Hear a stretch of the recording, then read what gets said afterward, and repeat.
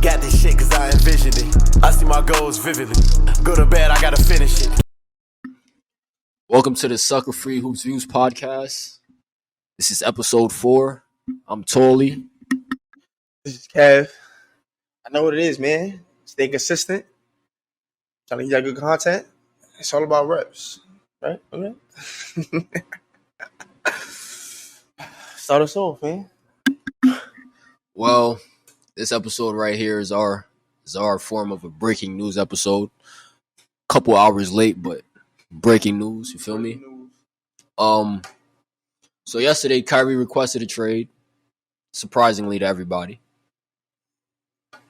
And then today, he got traded to the Dallas Mavericks. The Nets got Spencer Dinwiddie, Dorian Finney-Smith, 3 picks, 2 of them second-round picks, and 1 of them a first-round pick. How do you feel about this, bro? Like, talk to me.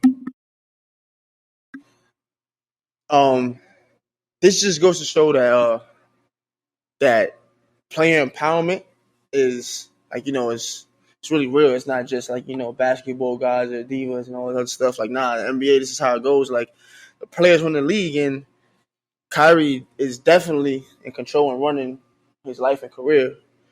And if you didn't have any inside information or knew it before it happened, then you was definitely going to be surprised about him asking for a trade. Because the way the Nets was playing, yeah, KD was hurt, but the way he was playing, the way they was looking, like, it was just like, wow. I mean, bro, like we was talking about earlier, like you said, it was a build-up to this point. Like, it may have surprised everybody in that moment because everything was going good again, and we probably forgot about everything because news cycles just moves by so fast. But you think back to it, pretty much try to assassinate his character with the whole calling him anti-Semitic, even though he never said anything that was anti-Semitic, in my opinion. And then you have... He still apologized, though. Let's not forget he did apologize. He definitely did apologize. But that happened. He lost his deal with Nike, so there's money being lost there. Contract extension talks come, and now they're they're tying something to it, saying he has to win a championship in order to get the money that he wants. He already lost money, so he's trying to secure, his future financially. That's sure. For himself and his family, but I would understand. Now I'm thinking about all that, I understand why he requested the trade, but I just feel like there's always a different way of going about it. It was just, I don't know. I mean, it definitely is always different ways of going about it, but to do it the way he did it, I feel like it can't get no better. You know what I'm saying? Because to go through that, to be be a black man in America trying to find your identity and like establish it and welcome it. To do that, you have to welcome everybody else's, and that's not an easy path to be on, no matter what career you got. You know what I'm saying? It just so happens that he stumbled upon something. Well, it was a Twitter post, right? She shared a movie. No, it was A little movie about, and with no caption. It's not like he said anything. He just, you know what I'm saying? And that led to him being interviewed on why it's promoting and marketing and all these things, and we all know how it went from there. But Kyrie's always going to do what's best for Kyrie, regardless, no matter what hits the fan. So I'm going to always be able to see the things he does as genuine and right and good. But just it makes the whole Nets thing just look so like crazy, bro. It's just like what could have been, bro. Not even what could have been, because everybody kind of knew what it was. We seen flags. It's not like we wasn't aware of how they would look or not, would they fit. They actually was like, oh nah, like this, like, they can do this from the moment it even happened, and then to now for it to end the way it did with nothing to really show for it, nothing really good anyway. Yeah. It's like it's tough, but players having all that power, it's like that's what comes with the NBA, because they run the league. They the one that's people want to come see them. They don't wear helmets like football players. They don't wear shoulder pads, and you know what I'm saying? You get to see them. They get to market themselves just by being out there. So it's big time. I mean, yeah, you're right. I mean, the players are the stars. Like, you can't name me nobody that's going to a game to see a coach or see a GM, or you feel me? Everybody's going there to see the stars, the product, the NBA players. So, I mean, players having this much power was a long time coming. It's inevitable, bro. And it happened, and now they're taking it into their own hands. That's what we're starting to see. And it's crazy how everything that's happened now ties all the way back to what he went through with the whole, pretty much I'm assassinating his character, like I said earlier. But it always goes back to something, but we always just look at the now instead of looking at, because media and the cycle just moves so fast. Something's happening every day that a lot of stuff gets buried. A lot of stuff, yeah. And feel me, you brought to light the fact that all this stuff happened, and I forgot about it. I was dead. One of those people that were upset that he requested the trade because I was like, for what? What now? But I see that started the argument, and it makes sense to me. So, yeah. Do you think the excessiveness of the player empowerment is hurting the culture of basketball? When it comes to like kids wanting to go pro, or kids wanting to see certain guys, or kids fall in love with a certain player, do you think the power these players got, like Kawhi, PG, Kevin Durant, Harden, to shift so many franchises, to shift so many picks around, and shift so much money around? Like, you don't, like, it's only, I feel like Kyrie is like he's the example of it. I feel like everybody should learn from Kyrie Irving, from what he's doing. Because he's not just doing things blindly and irrationally and randomly. You know what I'm saying? What he's doing is very calculated. So, and when I say they should learn from him, is because that most of these GMs are gonna, like, how can a player like Kyrie Irving, you know what I'm saying, to the GMs and owners' defense of his job, how you really, really want them to pay you for this amount of time, this amount of money, and knowing the kind of person and man you are. You know what I'm saying? It's not like, and this is outside of, physical injuries. Like, he's a person where basketball isn't his life. It's a part of it. So if he's not able to perform at his highest level, he's not able to show up and do these things, so on and so forth, he won't show up. Like, it just won't be that. And I won't never knock him for that, because at the end of the day, it's relatable. It's just simple. But when it comes to money, bro, money is a little different. So to the GM and owner's defense, really, I'm kind of speaking for like a job. If you was a manager, if you was like a, you know what I'm saying, like a CEO of a business, it's like, how much longer you gonna let these players do all this? Get up and leave, middle of their contract. We gonna act like KD didn't request a trade last year or not too long ago? Like, that's tough, bro. They just do whatever they want. Yeah, I mean, you're right. On a business tip, it's like, yo, you come there, you sign a contract, you're held to that contract, bro. Like, you just can't want to get out of the contract, out of a legal agreement, just because you're not feeling the city, or you're not liking what somebody said to you. Like, it's business, bro. You gotta stand to that contract. It's like when NBA teams release players and there's still time left on their contract and there's still money left, they still have to pay them that money. Legally, they have to pay them. Or when they're trying to get rid of a player, they reach a buyout, so they're not tied to that player in the future. So it's like, at some point, players are gonna have to uphold their contracts and stay loyal to that. And the question that you asked in the beginning, when you said how is it affecting the kids in the game, I feel like, I feel like NBA fandom nowadays is different than than when our parents were younger and stuff. Because loyalty was to a team and a franchise, and now loyalty is more to more to a player. Like, when I was younger, I'm not gonna lie to you, growing up, I was a big LeBron fan. I'm still a LeBron supporter, but I'm not gonna say I'm a fan anymore, because I see the game now on both sides. But I was a big LeBron fan, and when he went to Miami and left Cleveland, I was a Miami fan. You feel me? So, but to his defense, though, he did fulfill that contract, though. It's not like he was like, oh, nah, I lost to Paul Pierce, I'm out. I lost to Dwight, I'm out. You know what I'm saying? He did what he had to do. That speaks on to what you exactly, to add on to that. There's a way about there's a way going about the player empowerment thing where you're not forcing trades or holding teams hostage to trade you and deal you. LeBron waits until the end of his contracts to leave. He's never been traded. It's always the end of his contract and he leaves. He's strategic with the way he signs his contracts to make sure that after 2 years, he has that 1 year option to stay. 2 plus 1, really. Yeah. Or he could leave. So feel me, there's a way of going about it. I don't like the way a lot of these players are, like the way James Harden went about it. I'm not a big fan of it. Who else? What you mean? What did Harden do? Forced his way out of 3 franchises. Forced all 3 of them.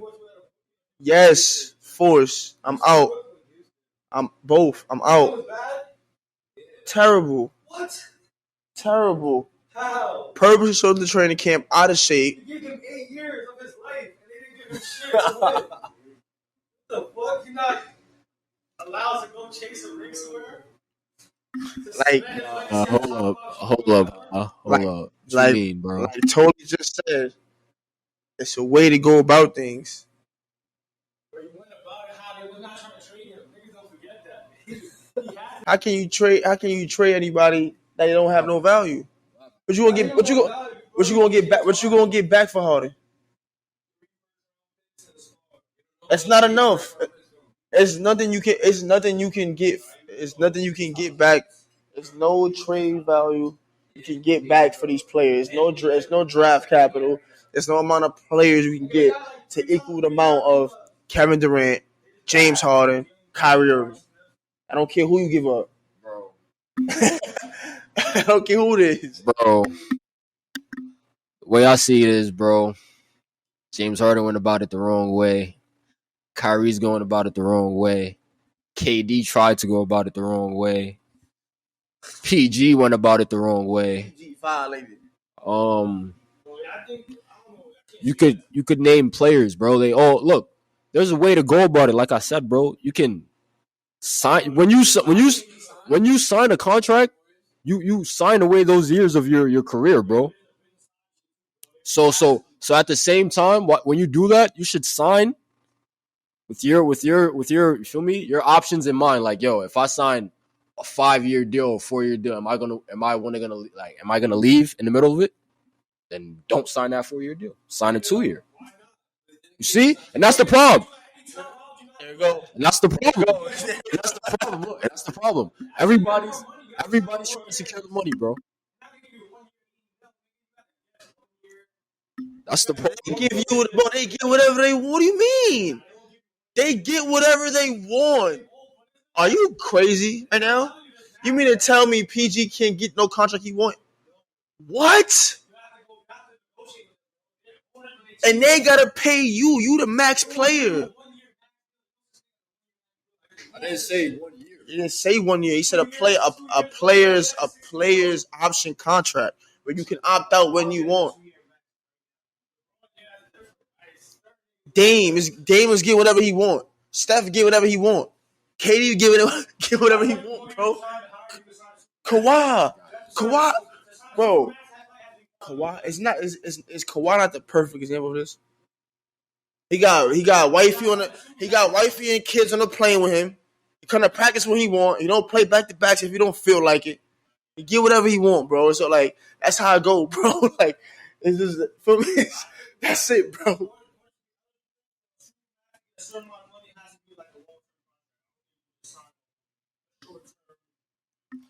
Yo, bro. LeBron is signing 2+1 deals. He's getting the max amount of money you can get for those 3 years. That's enough, bro. The man is making like 30-something mil a year, bro. Yo, bro, but what you realize, bro, so you can't tell this team you're going to give them 4 years of your career and then after 2.5 years be like, nah, bro, I want to leave now. And expect the team to be okay with that, bro. And then when the team trades them to a team that they don't want to play for, it's a problem, bro. Yo, and this is not to say I'm against player empowerment. I'm all for it, but for me, there's a way to go about it. That don't happen to star players, by the way. What you just said, that don't happen to star players. Who? He said Kyle Lowry. Bro, y'all want to know what happened to PG? He signed a 4-year deal, right? OKC. You know how long he played for them? 2 seasons. 2 seasons, right? And that second season, Kawhi gets shipped to Toronto, right? Now he wants a chip, makes a choice where I'm going, right? Chose LA. Now, Russ, before he went to Houston, remember he was out there too. And he was in Houston before he got to Houston, he made that call. He wanted to go play with Kawhi. Kawhi went and called PG. Said, yo, your man just trying to spin off. Just pop out. Request, like, you know what I'm trying to say? That's crazy. You got to think about it, though. Like, what they actually have to do to pull it off. You know what I'm saying? They got to really, like, you know what I'm saying, bro? They got to talk about this. Has to be talked about. This has to be done before that. You know what I'm trying to say? 2 years, packed up. Yo, I'm out of OKC. I don't want to, you know what I'm saying? I'm trying to go to the Clippers. That's tough, bro. As a GM, as a GM and a CEO of your business, how can you recuperate from that? Nah, that's to touch on what you're talking about. Isn't it funny how, feel me, conspiracy theory time, Lakers played the Nets. After that game, the day after that game, Kyrie requests a trade. I mean, the Lakers played the Nets. Who plays for the Lakers? LeBron. Like, I'm telling you, bro, they all tamper, bro. Everybody tampers, bro. Well, let me stop you though, because I think remember the whole Jewish thing. I don't think remember how that came out and LeBron came out publicly and said, and he didn't defend him, so he might not be going to the Lakers. Now he really might not ever go there. I forgot about that about you. Don't lie. He might not. It might just be slow for the Lakers in totality. Like I forgot about that. Nah, you right. But yeah, you see, that's the Bro, man, shit be happening, bro. It's like the media is crazy. Shout out Draymond, the media. new media. But the media is crazy, bro. Like bro. Media is wicked, bro. Let's talk more about this trade. Let's really get into the basketball of it. Feel me? We talking about the semantics, the politics behind it. Right? Let's get into the basketball. So, how do you feel about the fit with Brooklyn getting Dorian Finney-Smith, Spencer Dinwiddie? What do you think that's going to do for them, if anything at all? When I first heard the trade, I was kind of upset because I feel like Dinwiddie and Finney-Smith and however many picks you do try to involve isn't enough for Kyrie. But due to the fact that 1, it's Kyrie Irving. 2, he's a 5-month rental. It's really not much like a franchise is going to give up in terms of talent-wise for Kyrie. So I was kind of upset, but then after I thought about all that, I kind of feel like you said, like Brooklyn kind of won the trade in the and when you think about the long run, and if this is if Kyrie don't resign though. If Kyrie resigns, then it's a little different. But for Dallas' side, this is probably like a good run. You know what I'm saying? Some help for Luka, give him less minutes, sell some more tickets. And I guess giving them a better shot at this season's playoffs. Maybe Dallas is looking at the now side of it. And Brooklyn went for the more long run. I'm surprised we haven't heard anything from KD yet. I would love to hear what he got to say about this. But in terms of who I think won the trade,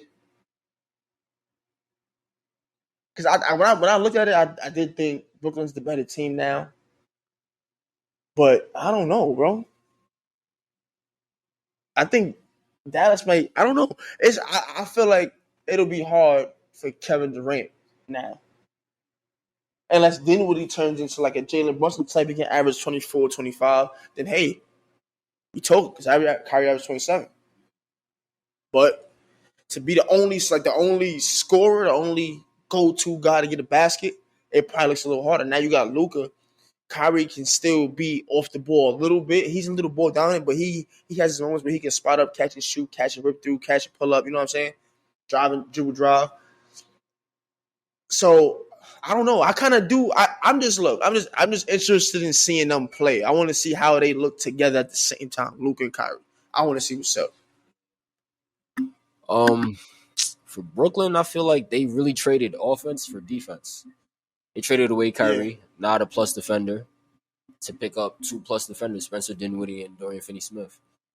They don't measure up to him offensively. They can't do what he does. You feel me? We know that. But if he was going to leave at the end of the season, and they just picked up 2 players that are probably locked down to them for 2 more years at least, then I feel like that's a W.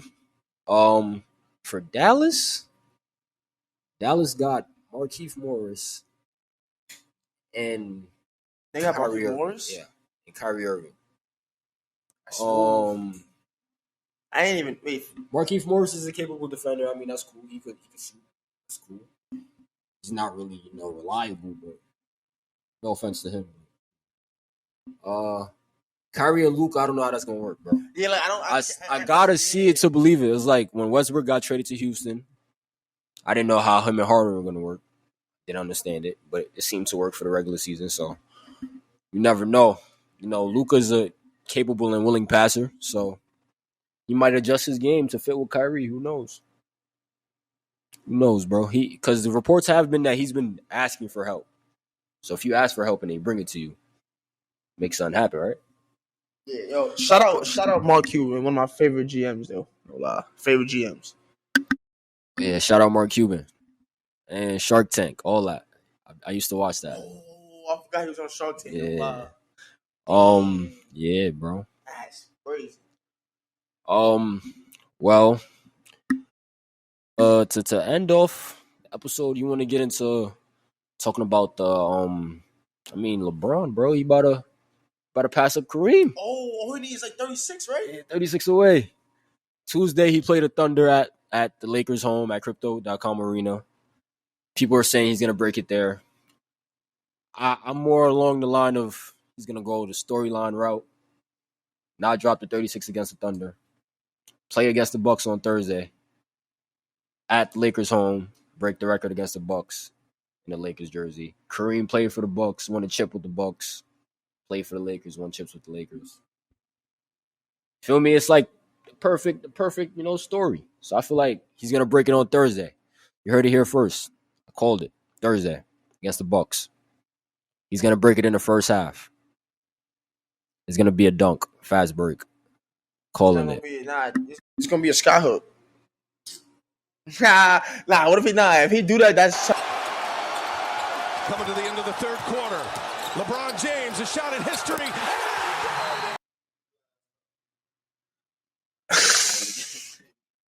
If he do that, that's tough, bro. Because him and Kareem got they don't got beef, but they, you know what I'm saying? It's like old generation, new generation.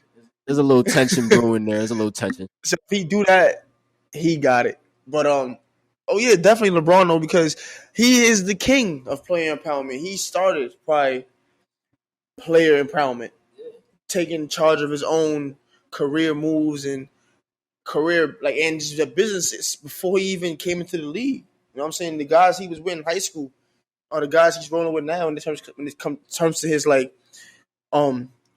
movies and all these commercials. You know what I'm saying? Like he's been doing this for a while. Business side, he's the one that shifted the culture for individual players, like individual, like, you know what I'm saying? I don't know how to describe it, bro. Like he started all like the being in control. Like he was the first player that had a narrative on. You know what I'm saying? That's what it was. He was the first player to really have to have a real narrative behind him before playing. So he's like the godfather of player empowerment, because throughout all those, the chosen one, all that stuff, he still exceeded any expectations that people even had of him. So I don't know if he's like that, he'd get 40 against OKC. if he just like that. But if he wants to go with the more, you know what I'm saying, scenic route, you know what I'm saying, storybook route, of course, Milwaukee. But if he like that, he just go get 46 against OKC or some just like, all right, record ain't, I broke it, I'm good. If he like that, that's tough. Listen, bro. LeBron. Breaking the record, man. The NBA's all-time scoring leader. Congratulations. That wraps up this episode of the Sucker Free Hoops Views podcast. Thank you guys for tuning in. We out of here.